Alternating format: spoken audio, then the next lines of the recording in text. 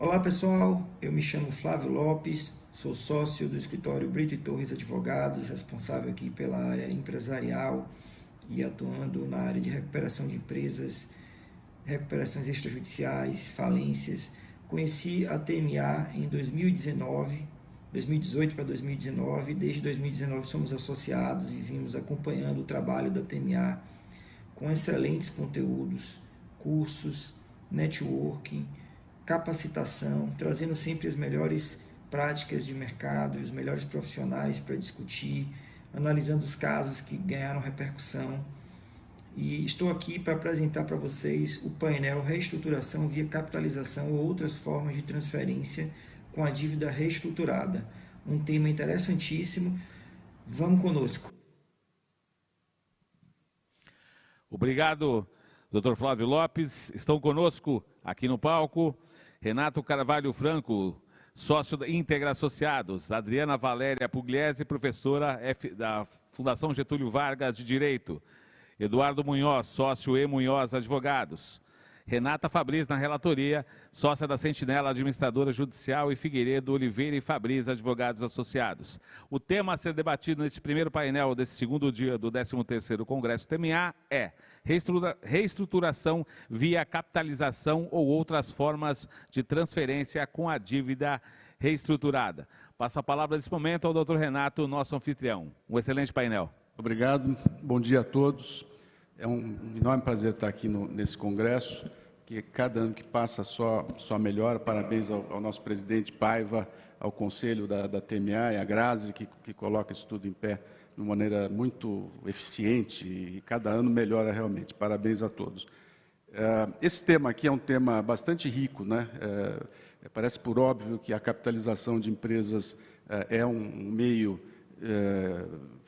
dos mais eficientes para você fazer a readequação da estrutura de capital de uma companhia e você fazer a reestruturação da companhia. E, por vezes, isso ocorre com a capitalização dos próprios acionistas, né?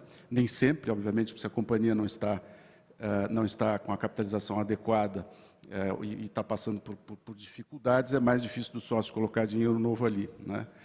Por vezes, ocorre com a capitalização de terceiros. São novos acionistas, novos sócios que vêm investir na companhia, né? E uma terceira maneira em que isso ocorre é a conversão de dívidas em equity, que é um pouco mais o foco hoje aqui, né? Coisa que também já acontece, já aconteceu na prática, em casos até emblemáticos, como o caso da Eneva, né? Conversão de dívida em equity, em capital, e até capitalização de ativos, né? Como aconteceu na própria Eneva, que é esse caso que eu me referi. Então, é uma das formas mais eficientes, sem dúvida, de você reduzir e readequar a estrutura de capital, e agora a lei, recentemente, foi alterada de forma a facilitar e a dar mais amparo legal a essa transação, né? Outra coisa que também acontecia já de uma maneira vamos dizer assim, criativa, é a venda de substancialmente ativos, representando quase que a totalidade da companhia, operações, via UPIs. Ficava uma coisa para trás lá, para fazer frente a passivos e muitas vezes para fazer frente a parcelamentos de impostos e coisas dessa natureza. Evidentemente, lá pelas tantas, o fisco também começou a não achar bom isso, né? E as alterações recentes na lei também vieram dar um amparo a isso, agora permitindo ou viabilizando ou facilitando a venda integral da empresa, né? Agora, isso não é fácil e nós vamos debater isso extensamente aqui, nesse tempo que é curto, mas a ideia aqui é jogar uma luz nisso, enfim, com esses palestrantes aqui, com esses panelistas de primeiríssimo time aqui, a Adriana, a doutora Renata e o doutor Munhoz. Mas, sem mais delongas, deixa eu passar a palavra aqui para a doutora Adriana, que vai nos introduzir um pouco mais ao tema aqui do nosso painel. Eu vou pedir para colocar um slide aqui. Muito obrigada, Renato. É um prazer estar aqui ao lado do professor Munhoz, ao lado do Renato. e também ao lado da Renata. Eu quero estender os meus agradecimentos ao Paiva, que tem conduzido aqui a presidência da TMA com tanta percussiência, e principalmente a Grazi, que é essa figura que torna esses eventos sempre tão celebrados, né? E acho que estamos todos saudosos de retomar o contato presencial, e esse evento marca muito bem esse momento aqui. Então, vamos lá. Nós vamos falar aqui hoje um pouquinho, e eu pedi para o Renato me dar esses 2 minutos, não quero ultrapassar, porque a gente quer fazer um debate muito rico, da necessidade que as empresas em crise têm de dinheiro novo.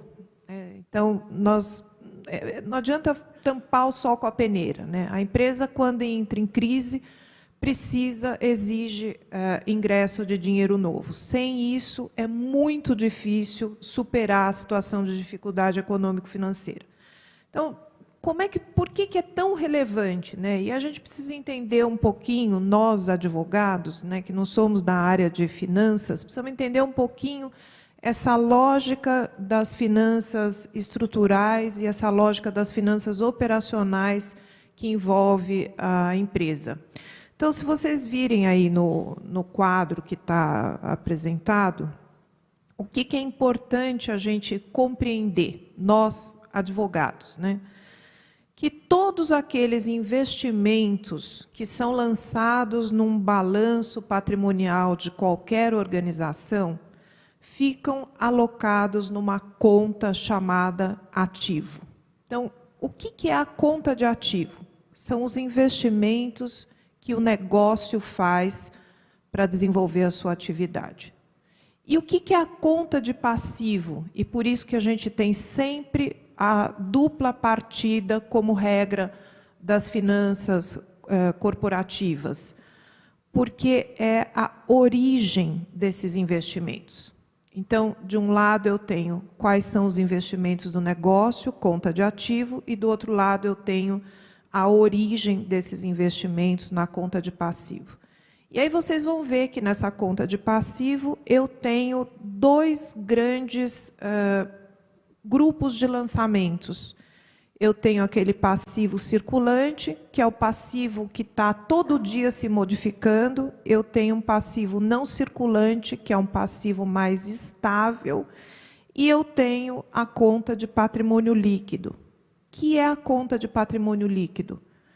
É o capital que foi aportado pelos sócios, né? Na nossa lógica jurídica, é aquele esforço financeiro exigido dos sócios para iniciar o negócio, só que esse capital, ele no dia 1, ele é fixo, e a partir do início da atividade da empresa, ele gera prejuízo ou gera lucro. E, portanto, o patrimônio líquido é esse resultado do capital somado ao dia a dia da operação. Faz toda a diferença nós entendermos isso pelo seguinte. Eu não estou conseguindo mudar o slide. Vamos ver se eu estou de ponta cabeça. Agora foi. Por que faz todo sentido a gente entender isso nos processos de insolvência especialmente? Porque na conta de origem dos investimentos, o patrimônio líquido são aquelas obrigações que a sociedade, a empresa, o negócio tem para com os seus sócios.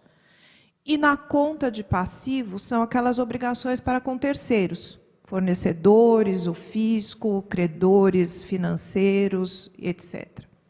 Então, por que é tão importante a gente entender essa lógica estrutural do balanço patrimonial?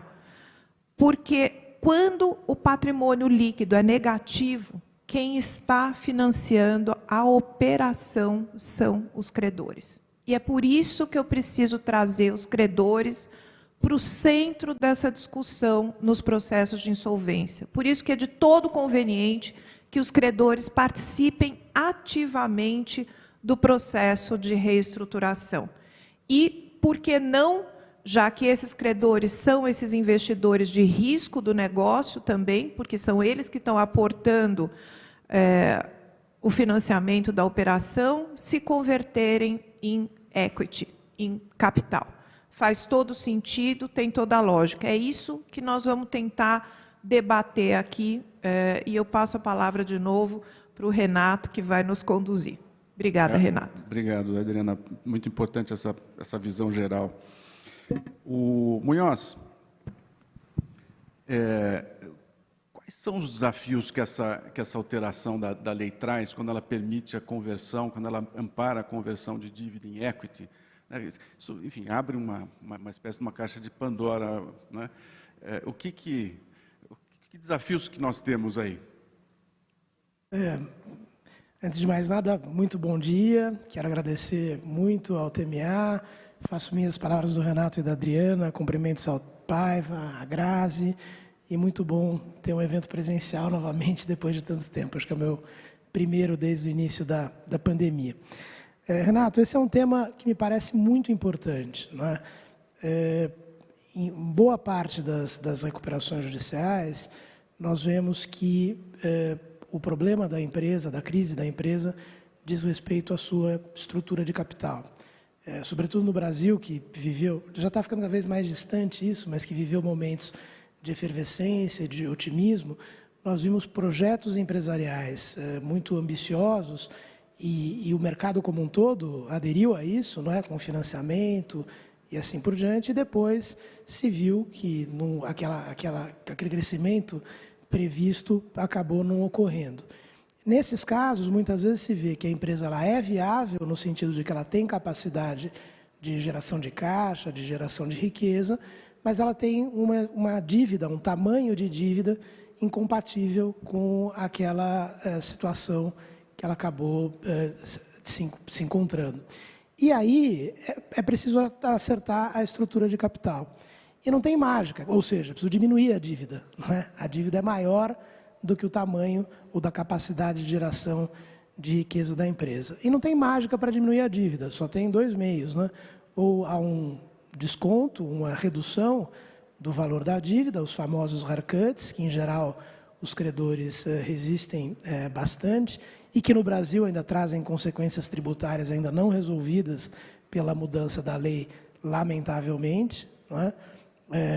A empresa que reduz dívida ainda tem que pagar tributo.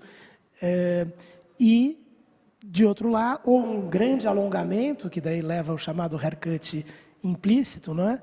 Que não é uma boa solução, porque você continua com estoque de dívida grande na empresa, cláusulas de vencimento antecipado, que, portanto, afetam a bancabilidade da empresa ou a capacidade da empresa de atrair novos financiamentos e, portanto, não parece ser uma alternativa efetiva.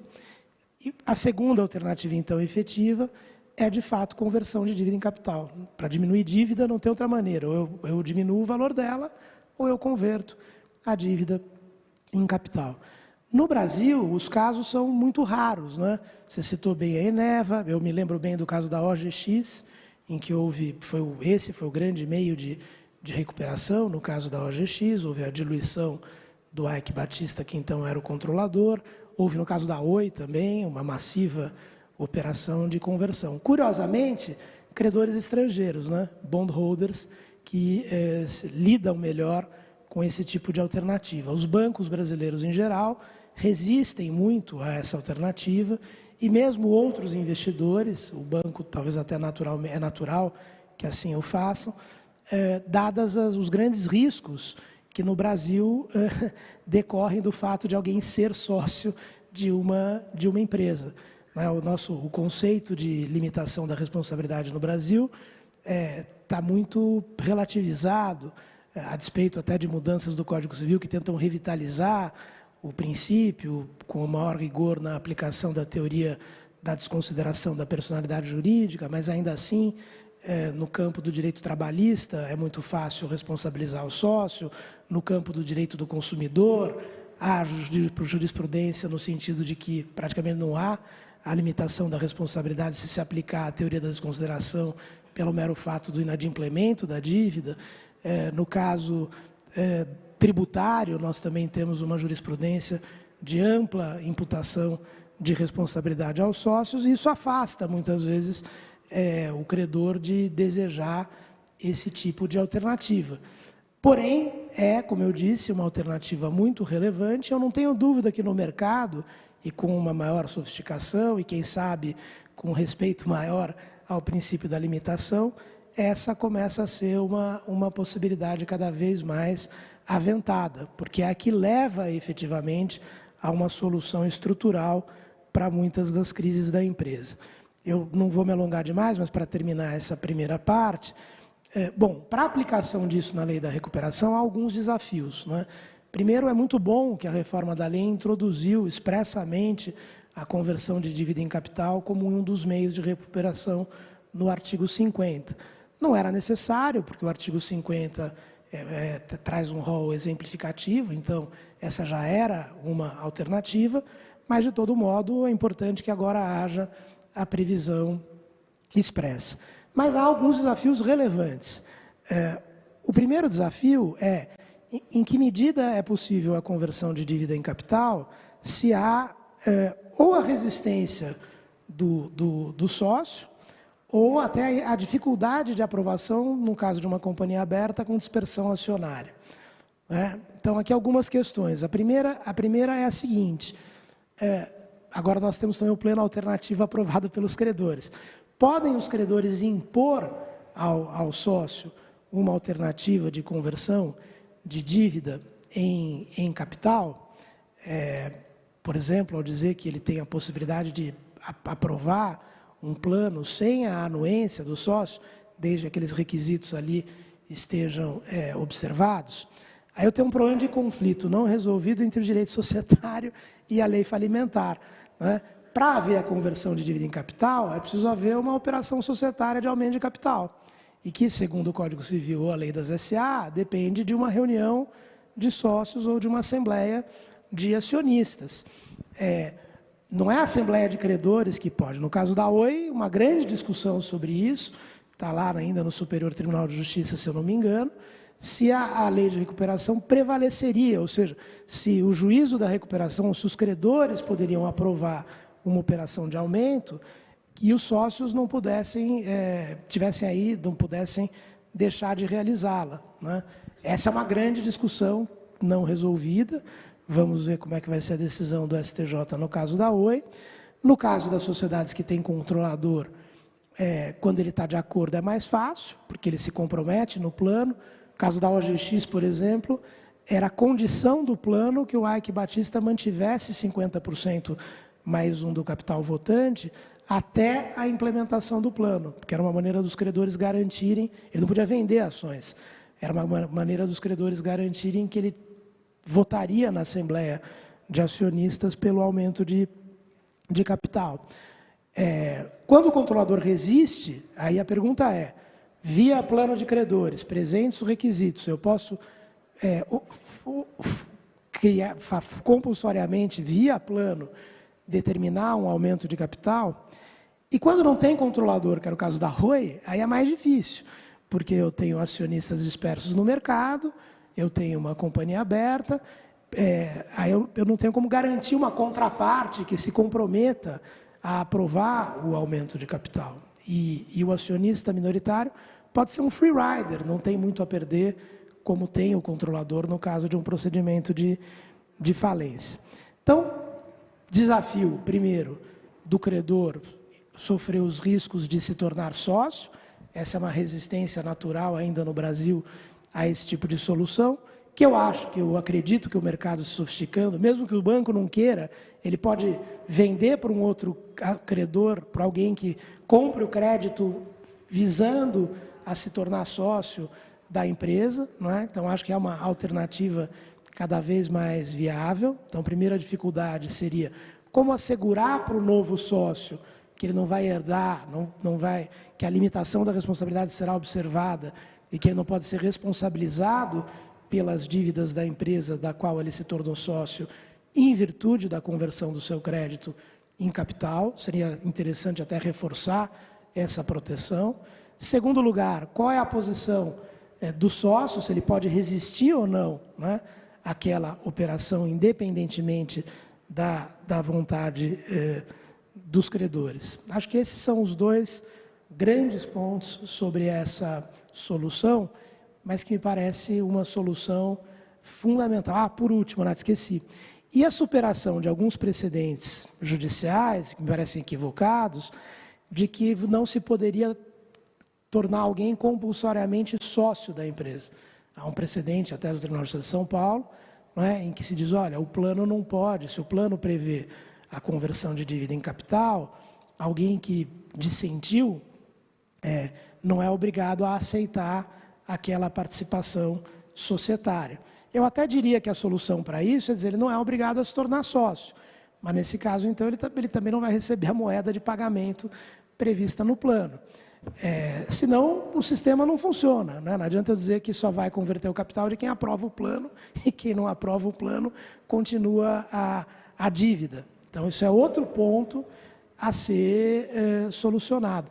Em alguns casos, tem se dito, olha, se não se torna sócio, então aquele credor ele vai ter um direito econômico equivalente ao do sócio, que é o caso, por exemplo, das debêntures de participação nos lucros.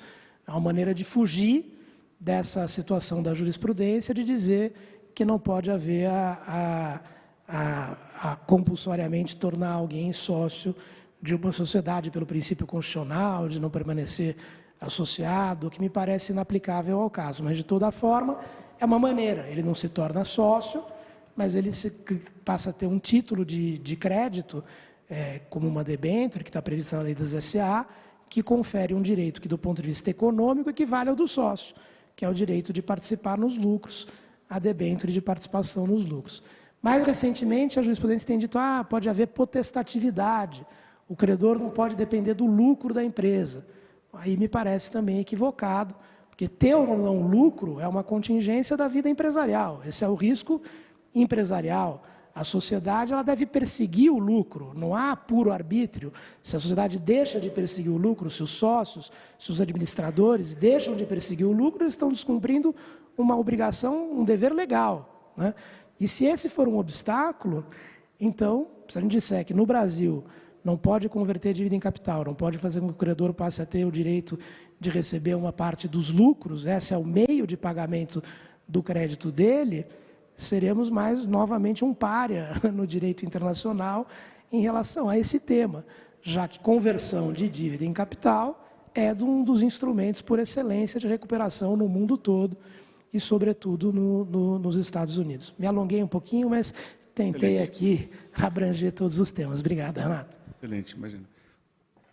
Doutora Adriana, nos Estados Unidos, a liquidez de equity, ou seja, de ações no mercado acionário, é muito maior, mesmo empresas... É outra configuração de mercado. É outra configuração.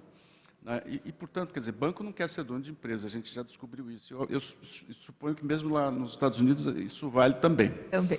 Mas lá você tem um mercado que você pode dar liquidez, o mercado de IPOs, se é uma empresa que não está ainda no mercado, pode ser feito um IPO. Tal. Aqui no Brasil, isso é mais difícil de acontecer.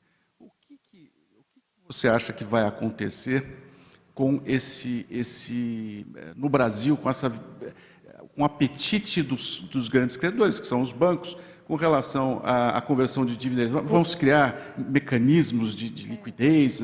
Enfim, que eu vejo que já está acontecendo, basta a gente atentar a esse movimento, e aí já dando uma opinião aqui na provocação que fez o professor Munhoz, é que existem fundos hoje, e esse é um mercado que vai crescer enormemente no Brasil, já existe no exterior com muita segurança, mas existem fundos com apetite para investimento nessas empresas em distress.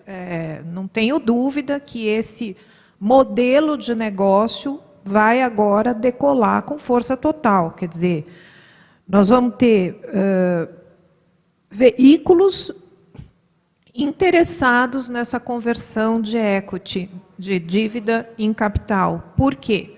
Porque para empresas que estão num momento de sufocamento, mas que têm uma grande condição de produzir riqueza, tem investidor interessado, apesar do risco Brasil, apesar de todas as questões que nós enfrentamos aqui, como bem ressaltou o professor Munhoz. Então, eu diria, inclusive, que esses veículos de investimentos, sobretudo esses fundos que investem em empresas estressadas, vão se interessar não apenas em capitalizar empresas em recuperação judicial, mas farão isso também no âmbito da falência. Nós temos hoje uma previsão expressa que foi acolhida no nosso sistema, lá no parágrafo 3º do artigo 99, que o administrador judicial tem condições de formular um plano de venda de ativos. Esse plano de venda de ativos,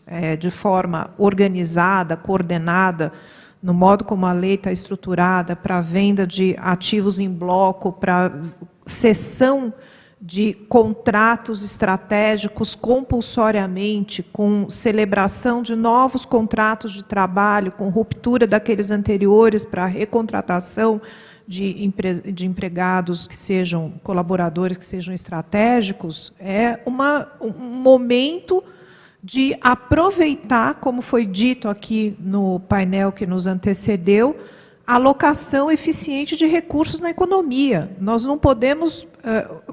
Nós precisamos lembrar que a lei de insolvência, lá desde a década de 90, quando o Banco Mundial e outras organizações começaram a estudar como tornar o processo de insolvência mais eficiente, que, no fundo, o que o processo de insolvência pretende? Evitar a perda de valor.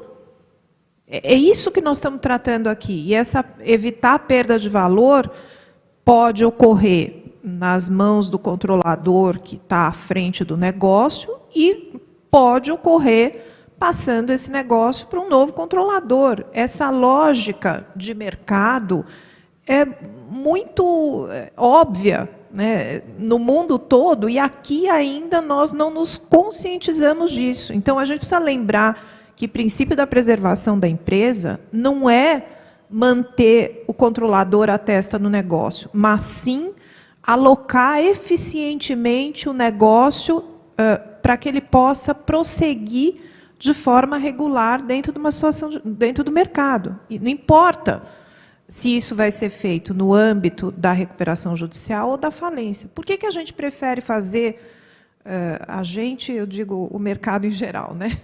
No âmbito da recuperação judicial?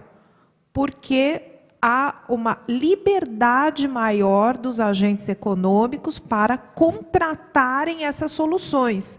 Na falência, o que eu vou ter? Eu vou ter uma gaiola menor. Os agentes econômicos vão necessariamente se movimentar num âmbito mais restrito de liberdade de contratação, porque eu vou ter que ter um plano aprovado por 2/3 de uma Assembleia de Credores e que respeite a ordem de prelação dos pagamentos previstas na lei. Agora, nós temos na lei, no regime que foi agora acolhido na Lei de Recuperação de Empresas pela reforma, uma questão que eu acho que não é uma pedra no sapato, é um tijolo no sapato, né? Que é, vamos vender a empresa como um todo, desde que os credores não sujeitos ao processo de recuperação judicial tenham um tratamento igual ou melhor do que teriam na falência. O que eu estou vendo de perigo nessa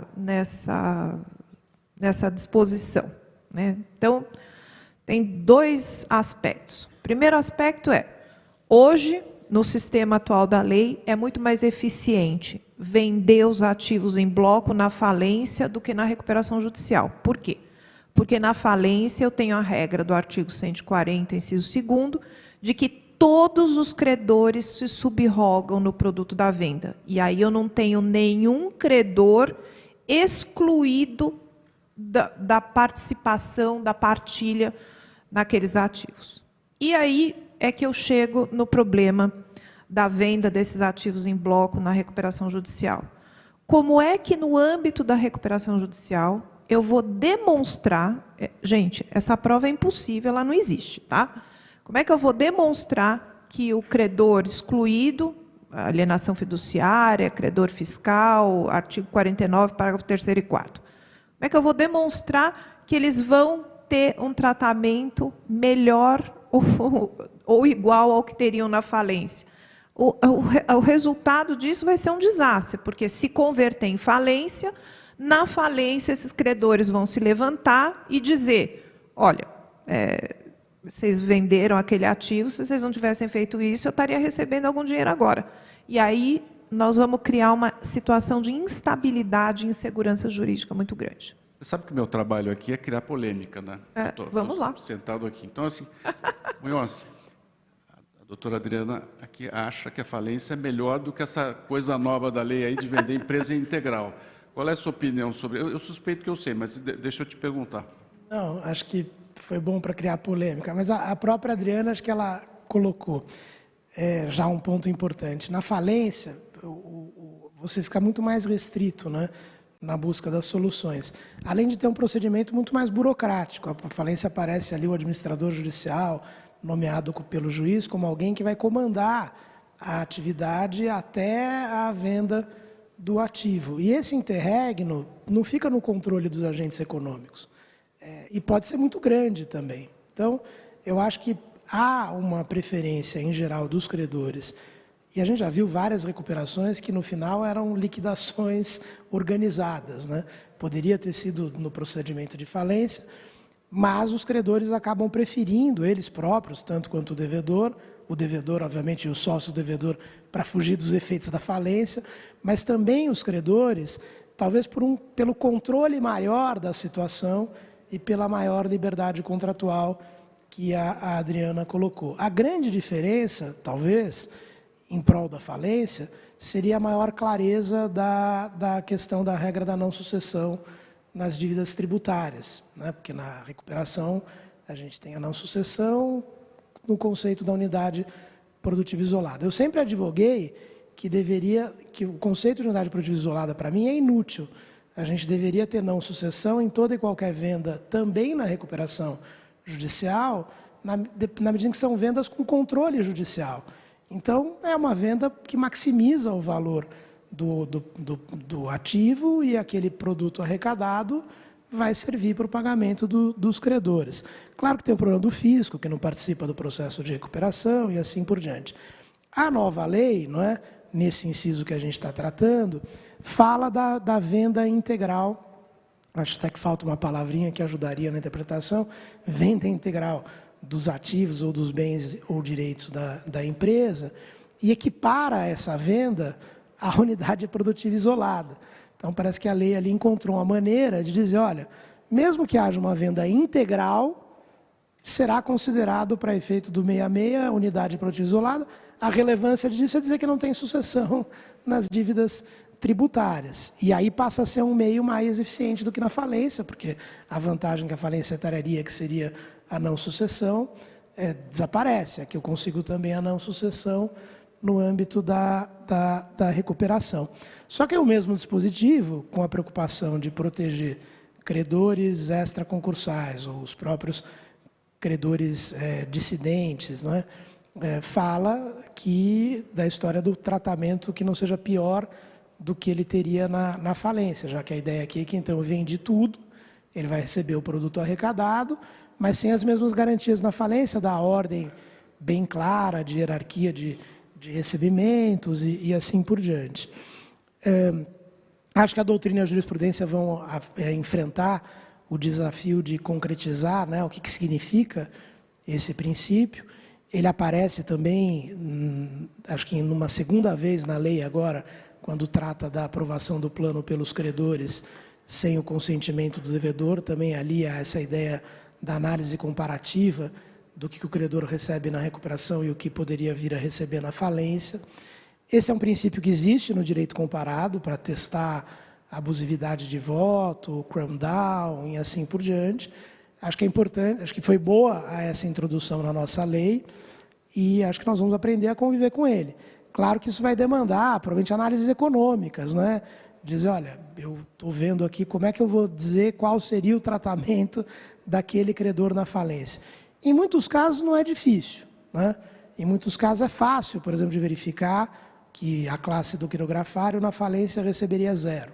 Né? No maior exercício possível de valuation dos ativos da empresa, eu vendo pelo maior valor possível, vejo a estrutura de dívida, já dá para perceber em muitos casos, sem grande discussão, não é? Valuation não é uma ciência exata, o Renato sabe bem disso, a variação pode ser muito grande, mas às vezes, mesmo em variações grandes, que se possa ver em termos de avaliação, em muitos casos é possível ver que o credor na falência provavelmente receberia 0, o sócio como subordinado, ou provavelmente também os quirografários. Aí fica mais fácil até de aplicar essa regra. O próprio fisco, não é? Porque o fisco, por vezes, a gente esquece, e esse é um problema de desequilíbrio na lei, mas ele vem em terceiro lugar entre os concursais na falência. Há muitos processos de recuperação que, quando se analisa a situação da empresa, é possível verificar que, se ela viesse a falir, a probabilidade do fisco receber algum valor é muito baixa, porque a maior parte da dívida é extraconcursal por conta de alienação fiduciária, porque tem outras dívidas extraconcursais, depois ainda vem trabalhista, garantia real e só depois o fisco. Então, o fisco é outro que seria protegido por essa regra, né?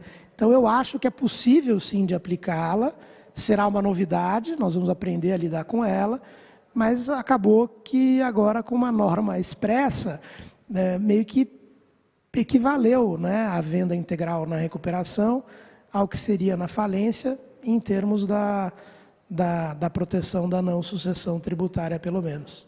Vou fazer uma pergunta, um follow-up aqui. Só para exemplificativamente, para entendermos melhor. Quer dizer, a venda integral da companhia, né, ela poderá se dar na forma de uma OPI, quer dizer, uma OPI cheia, né? Antigamente você tinha 99,9% da OPI, ficava 1% para trás e tal. Agora pode ser 100% da operação dos ativos num CNPJ novo. Essa é uma modalidade. Tem a modalidade da venda do CNPJ inteiro com a proteção da lei. E como é que ficam, aí mais uma pergunta, quer dizer, como é que ficam os créditos retardatários, como é que ficam, mesmo essas outras contingências que a gente sabe que aparecem, né? O novo acionista não vai poder arcar com isso, e quem é que vai arcar com isso? Enfim, em prejuízo desses outros credores retardatários e outros beneficiários de contingências e tal. Sim, não, perfeito, Renato. Eu consigo entender bem a venda integral dos ativos, né, dos bens. Quando a gente fala em venda do CNPJ, na verdade a gente está falando em que os sócios da sociedade devedora que está em recuperação, eles vão vender a sua participação societária para alguém, né? E esse alguém vai se tornar sócio da sociedade devedora que estará em recuperação. Então, claro que quando alguém se torna sócio, o CNPJ está lá, no fim as obrigações todas daquela empresa vão continuar dentro dela, né? Inclusive, a pessoa estará adquirindo uma sociedade que está em recuperação. Se vai sair em recuperação porque o plano previu que aquele é o instrumento, mas a gente tem vários problemas aí, né? Primeiro, ao meu ver, não tem como o plano obrigar o sócio a vender a sua participação na sociedade para um terceiro, porque o sócio é uma decisão dele, né? Vender ou não vender. Talvez fosse mais fácil converter em capital. Segundo problema, se ele é que vende a participação, o dinheiro em teoria iria para ele, né? Só se for uma venda por 0, por R$1, porque não vale nada a participação societária, e combinadamente a essa cessão de cotas ou ações, provavelmente esse terceiro faria uma injeção de recursos novos na empresa, uma capitalização, e aí ele passa a ser sócio, e o plano, de repente, está aprovado. Mas os credores ficam, né? Não tem como aí separar a dívida tributária ou mesmo as outras dívidas todas que continuam atreladas ao mesmo CNPJ. Eu não vejo como plano, como resolver isso, né? Então, ou seja, não há como o adquirente do CNPJ não herdar as obrigações que estão dentro daquele CNPJ. É diferente de alguém comprar os ativos sem herdar, e vai embora e fica o CNPJ antigo vazio, eventualmente, mas com o dinheiro derivado da venda para pagar os seus próprios credores, que é o que ocorreria na falência, no fim do dia. Adriana, assim, ó, voltando para a questão das avaliações dos ativos, né? Ontem o Dr. Ivo comentou aqui uma coisa que me parece fazer todo sentido, né? A questão da avaliação, né? Que o bem vale o que pagam pelo bem, né? Concordo com isso, acho que às vezes a gente fica muito preso à avaliação, né? E não tem ninguém para comprar. Mas a minha dúvida aqui, ainda com a resistência do processo falimentar, né, como administrador judicial que a gente atua, tem uma resistência sempre, né? Como é que se faz, então, para preservar o valor dessa venda nos processos falimentares, né? Tem alguma coisa que se possa fazer? Qual seria o procedimento? Olha, a lei atual é totalmente estruturada para a preservação de valor na falência. Então, não será a venda por qualquer valor, como a gente sabe pode acontecer, que vai atrapalhar essa continuidade. Então, a lógica que se espera é que, mesmo numa falência que não esteja em regime de continuidade de negócio, que é uma omissão grave da lei, não ter disciplinado o regime adequadamente, o regime da continuidade de negócio. Mas, enfim, mesmo que não tenha o regime da continuidade de negócios, a venda da empresa em bloco, ou seja, um plano de venda de ativos que preveja a venda em bloco, majoritariamente, especialmente quando houver apetite do mercado para realocar esses ativos organizados para um novo controlador. A cessão de contratos compulsoriamente feita pelo parágrafo 3º do artigo 140, a alienação de a não sucessão, que é plena na falência, né?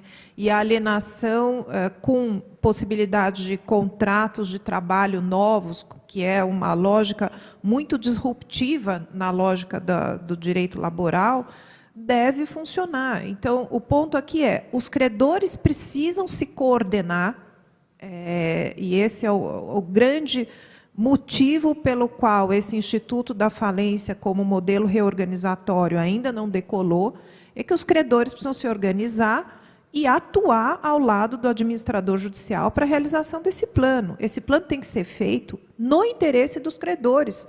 A permanência ou a preservação do going concern agrega valor. Quer dizer, se eu vender o negócio piece by piece, vale nada, sucata. Mas se eu vender ativos organizados com possibilidade de realocação no mercado, tem valor. Então, o professor Francisco Satiro, que nos acompanha aqui nessa manhã, está trabalhando na elaboração de um plano de falência, ainda regida pelo decreto 7661, um plano extremamente bem estruturado, em que todos os credores serão atendidos com a emissão de debêntures e com um veículo de um investidor que vai tocar essa realocação. Então, nós estamos aí num projeto piloto para demonstrar que efetivamente é possível promover cessão de empresa, de negócio no ambiente da falência. Mas eu queria aproveitar, deixa eu fazer uma provocação aqui para o professor Munhoz, que é muito eloquente nas suas posições e, além de tudo, um advogado muito preparado, professor lá na São Francisco. Essa importação que nós fizemos, né, do princípio de que o credor precisa ter um tratamento igual ou melhor do que ele teria na falência, veio dos Estados Unidos, lá daquela regra, das regras do próprio sistema lá, né? Então, o que acontece? Por que essa lógica não vai funcionar tão bem aqui no Brasil? Porque lá, quando o sistema de insolvência agrupa os credores para pagamento, existe uma perfeita correlação entre o rol de pagamento dos credores na recuperação ou no reorganization do Chapter 11, ou no liquidation do Chapter 7. Essa equivalência não existe aqui no Brasil. Aqui, na recuperação judicial, eu tenho credores divididos ou subdivididos em 4 classes herméticas, né? E credores não sujeitos aos efeitos da recuperação judicial. Então, isso é um problema enorme, que faz com que esse princípio de que pagar o credor numa moeda melhor do que a que ele teria na falência, torna essa situação um desafio muito grande para a gente aplicar aqui. Então, nós fizemos a importação do Instituto, mas esquecemos de mostrar que nós temos sistematização da ordem de pagamento dos credores muito diferente na recuperação judicial do que na falência. Lá nos Estados Unidos, você aprova um plano de reorganization com a classe de credor A, se essa classe aprovar, você passa para a próxima. E é a mesma equivalência dos pagamentos no liquidation. Então, é possível lá, de forma muito tranquila, aplicar esse princípio. Aqui, no nosso sistema, nós não temos isso. E eu queria também colocar aí uma provocação para debate, vamos ver se o Renato apoia, mas é o seguinte, nós temos hoje no sistema, pelo acolhimento da possibilidade dos credores apresentarem um plano, uma terceira via para os credores, que não a falência quando da recusa, da não aprovação do plano do devedor. Eu acho que isso abre uma lógica econômica nova no sistema de insolvência brasileiro. E tenho comigo que esses credores podem sim aprovar um aumento de capital à revelia para conversão em equity, à revelia dos controladores. Claro, é uma opinião. E por que eu acho isso? Porque, de acordo com aquela estrutura do balanço que nós acabamos de ver, quem são os investidores de risco e que já estão financiando a empresa em crise econômico-financeira são os credores. É justo que eles possam participar dos resultados desse risco que eles já experimentam, participando do capital. Então, é claro que tem uma lógica econômica por trás disso. Por quê? Porque esses credores só vão ter interesse em fazer isso numa companhia que tenha capacidade de geração de receita. Aquela companhia que não tem capacidade de geração de receita, não sei nem se merece ser preservada. Nós estamos aqui tratando das finanças não operacionais, aliás, das finanças operacionais, quer dizer, da parte do dinheiro que a operação é capaz de trazer. Então, esse apetite dos credores só vai existir nesse modelo de empresa, Renato. Então, é por isso que não é razoável que os credores dependam da aquiescência do controlador atual para poder fazer esse movimento. No caso da Oi, o que aconteceu? Vamos esperar o STJ dizer, mas o que aconteceu? O tribunal entendeu, e aí acolhe uma solução pela via do direito societário, que aqueles controladores estavam impedidos de votar nessa Assembleia. E por que estavam impedidos de votar nessa Assembleia? Porque, naquela ocasião, a não aprovação do plano implicaria falência. E a falência ia implicar na ruptura da concessão, que era o maior ativo da Oi. Então, esses controladores estavam dizendo assim, olha, eu prefiro quebrar do que dar a empresa na sua mão, credor. Então, ele foi ali caracterizado o conflito de interesses e o impedimento deles votarem na Assembleia, que foi, afinal, objeto de aprovação pelas minorias, capital com controle minoritário, mas então, pelos demais acionistas que queriam um novo controlador à frente do negócio. Então, essa é uma lógica de mercado muito saudável que o direito de insolvência tem que prestigiar. Então, eu vejo aqui com bons olhos essa terceira via, esse empoderamento dos credores. E, repito, quando os credores começarem a se articular para se posicionar em torno do devedor, nós vamos parar de ter esses planos de recuperação indecentes que nós temos visto aí, né? Com 99% de haircut e 30 anos para pagar 1% da dívida. É interessante, né, esse aspecto, quer dizer, que quer dizer, o credor poder forçar na companhia a conversão da dívida, né, e às vezes com o objetivo de poder alterar a governança, a estrutura de management, né. Eu tenho a impressão que no Brasil, aliás, eu vou até perguntar aqui para o doutor Moura, no Brasil, quer dizer, se os bancos, se os credores tivessem a possibilidade de, sem riscos, alterar o management da companhia, sem ficarem majoritários, isso seria o ideal, né?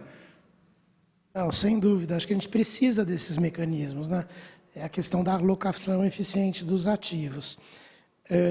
Mas eu queria fazer duas, aproveitando a sua pergunta, e um pouco da Adriana e aqui a do Renato. Primeiro, a venda de ativo na falência, né? Acho que o nome do jogo é celeridade e segurança jurídica.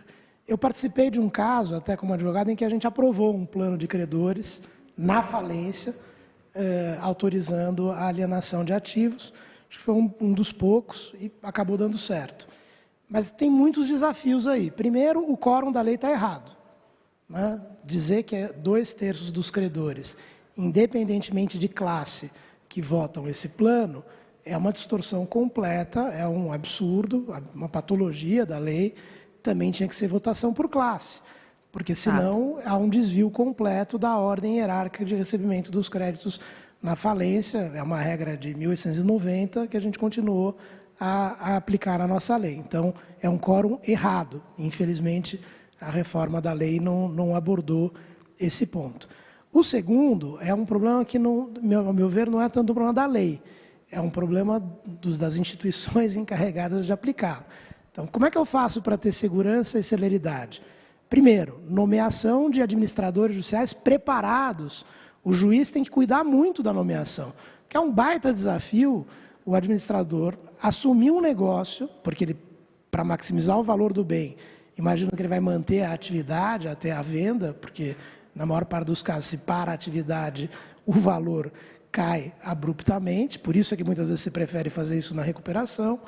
E o administrador entrar num negócio que ele não conhece, tirou todos os administradores, os sócios, ele entra do zero, tem que estar muito bem preparado.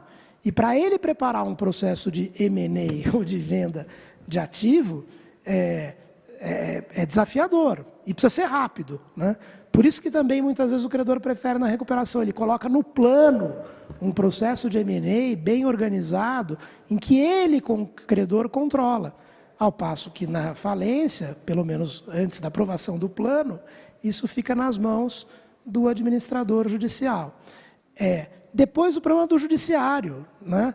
Eu me lembrei aqui de um caso, não vou citar nomes, mas os desafios para a venda, recurso contra o primeiro leilão, depois o recurso contra o segundo leilão, aí efeito suspensivo aparando o primeiro leilão, aí tem o leilão, aí recurso de novo. Bom, eu tenho um caso que começou em 2015, quando agora não se efetivou ainda a transferência do ativo, porque houve um efeito suspensivo pelo STJ na carta de arrematação.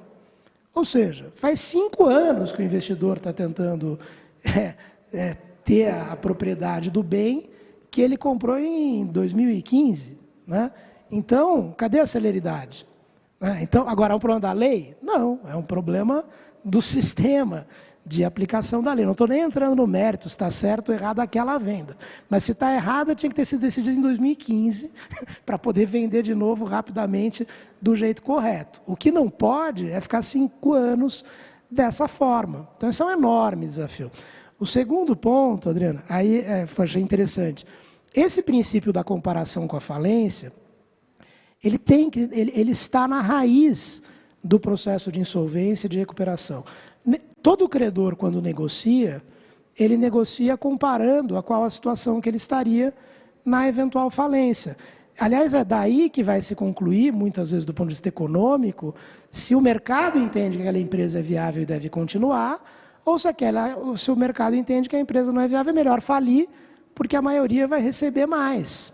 Então, mesmo que não estivesse na lei, ele está dentro do sistema. E é por isso que a lei deve reconhecer esse princípio. Eu concordo com os problemas da importação e da adaptação, mas aí o problema não está no princípio. O problema está na nossa jabuticaba, de ter credor que não está sujeito, das nossas invenções, porque todo mundo deveria estar sujeito, essa é que é a verdade. Ou das classes rígidas da nossa lei, que reúne credores com características muito diferentes. O princípio, mesmo que fora da lei, ele existe no mercado, porque é assim que a negociação se dá. E é assim que o direito deve dizer, olha, esse credor, por exemplo, o sócio, ele é uma classe de stakeholder. Se o sócio, no caso da Oi, ele tem zero chance de receber qualquer valor que seja na falência, o direito não pode reconhecer a ele a possibilidade de impedir uma solução que vai permitir a viabilidade daquela empresa. Como é que eu chego a essa conclusão? Analisando qual é o interesse econômico que ele teria na falência. No caso da Oi, facílimo de ver que as ações não valiam nada, 60 bilhões de reais de dívida, cerca de 5 bilhões de reais de EBITDA, não ia pagar nunca. O equity estava abaixo das profundezas do oceano. E esse titular do equity vai impedir uma solução que atende os demais? Então, esse princípio ele é importante. De todo modo, curioso que quando ele está introduzido na venda integral dos ativos, a lei, não estou dizendo que está perfeito, mas ela fez o seguinte, né? Ela diz que a comparação tem que ser feita também em relação aos credores não submetidos.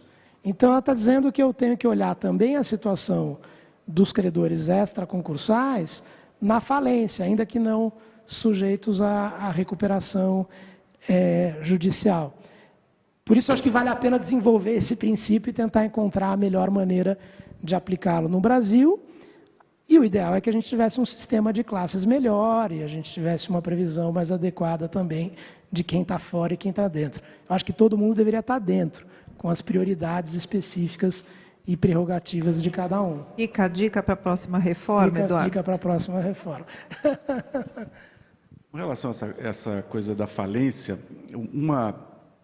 um aspecto, quando nós comparamos com, por exemplo, os Estados Unidos, é que nos Estados Unidos você tem liquidez para tudo, né? Para tudo. Para tudo. No Brasil, por mais que se queira celeridade do ponto de vista da lei, da aplicação da lei, a gente tem administradores da massa falida que tenham celeridade, que sejam eficientes, né? Sempre você esbarra com a questão da liquidez. O mercado está pronto para assumir aquela empresa como um todo, que seria o ideal, tá certo? Mas eu vejo que aqui um dos grandes entraves é a questão da liquidez. Exato. Na verdade, nós estamos diante de um problema econômico, que a lei de insolvência tenta trazer um instrumento de solução. A lei de insolvência não vai transformar o empresário inviável em viável. No painel anterior, dizia-se da empresa de datilografia, enfim, não tem futuro uma coisa dessas, né? Então, nós não podemos esquecer da instrumentalidade que é o processo de insolvência, né? Que é de tentar trazer um meio, um método eficiente de realocação de valor no mercado. Em dúvida. Deixa eu aproveitar, eu vou voltar um pouco para uma consideração sua, Adriana, do negócio da conversão em dívida e da utilização dos fundos. Você falou dos fundos que estão se proliferando e nós vemos isso mesmo, né? Mas, num dado momento, quem é? O credor são os grandes bancos, vamos dizer assim, tá certo? Imaginando que se aprove uma conversão de dívida em equity, esses bancos, de novo, não vão querer ficar ali, né? E buscam estruturas seguras para que eles possam ou vender antes da conversão da dívida para este fundo, ou, tendo convertido, ato contínuo, ele repasse isso para um fundo, mas sem sobrar para ele os riscos e as contingências de ser acionista de uma empresa em processo de insolvência, né? Aí vai a pergunta que eu acho que mais afeta, nós temos vários consultores financeiros aqui, nós temos avaliadores de ativos. Eu não sou, minha vida então, é jurídica. Não, mas mais assim, é genérico. Você acha que essa maior facilidade de conversão de dívida em equity vai aumentar o volume de gestores interinos, porque vai precisar de gente para gerir. Né? Eu não tenho dúvida. Gestores interinos para avaliar os ativos, quer dizer, o pessoal de avaliação de ativos. Como é que você vê esse mercado? É um business que vai emergir no mercado brasileiro, que ainda está desestimulado, mas vai emergir. E eu digo mais, eu digo que esses bancos credores, e banco é muito esperto para lidar com essas questões de mercado, eles nunca perdem dinheiro, né? Só a gente que perde dinheiro. Eles vão, eles próprios, constituir esses veículos de fundos para verter a sua dívida e fazer com que esses veículos de fundos passem a ter uma estrutura que vai assumir a governança do negócio, que vai, eventualmente, injetar capital, que vai disciplinar como que vai ser o pagamento dos demais credores. Eu não tenho dúvida disso. Porque, no fundo, o que é isso? É uma resposta de mercado. Do momento que eu tenho um agente econômico que, por não importa quais razões, entrou em crise econômico-financeira, né? Tem um livro que eu tenho estudado, que é um financista, né, de onde eu tenho buscado essas análises todas aí, que não são muito próprias da nossa área, mas que é uma obra muito palatável, que é do Martinez Abascal.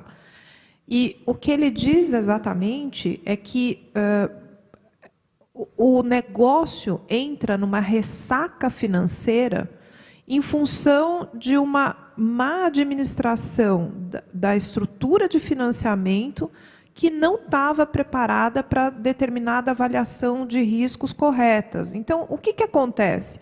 Eu tenho ali um controlador, um grupo de gestores que não foi eficiente o suficiente para evitar essa ressaca financeira. Concordo que o mercado é risco e o gestor está empenhado em fazer o melhor possível, concordo, sem problema nenhum. Mas, às vezes, o mercado vai pedir uma solução diferente daquela e a solução vai ser intervir na estrutura de governança do negócio. Então, nós precisamos permitir que isso aconteça.